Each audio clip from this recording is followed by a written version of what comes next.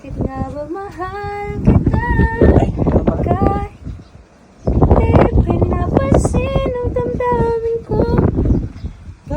Baliw na baliw ako sa'yo. Hanggang kailan ako magtitiis? O bakit nga ba mahal kita?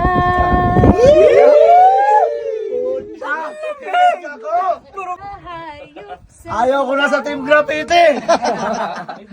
Pinilig ako! Bye-bye! Ang lakas mong magpakilig, Pacboy! Grabe! Sit down lang ako here and ang ganda. Ang ganda. Ang ganda kasi ng boses niya. Pag bibigyan ka ng pagkakataon tumira sa Mindanao, yes or no? Yes. Yes and why? Yes, because ang ganda ng lugar. Aha, Lahat nandito na. aha. And because Ayusin mo yung sagot mo. Huwag mo ko ipahiya. Mag-English ka, sige. and because kasi nandyan ka. Ah! Talaga ba? Paano kung wala nga ako dito? Eh di wala mag-aasikaso sa akin tulad ng pag-aasikaso mo sa akin kayo ng umaga. Ano ba Ano bang, ginawa ko kanina? ano bang ginawa kanina umaga?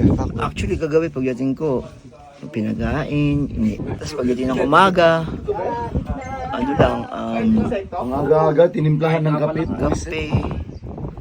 Tapos, ano ba? Kailan na kayo nag-meet?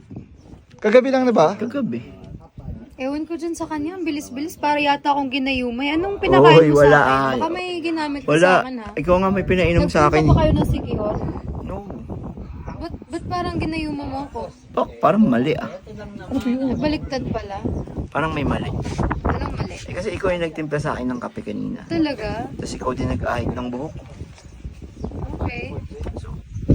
Baka. Parang ang alaga-alaga mo. Yun lang yung ano. Bagay ko pa. Gustuhan ko. Babae, maalaga.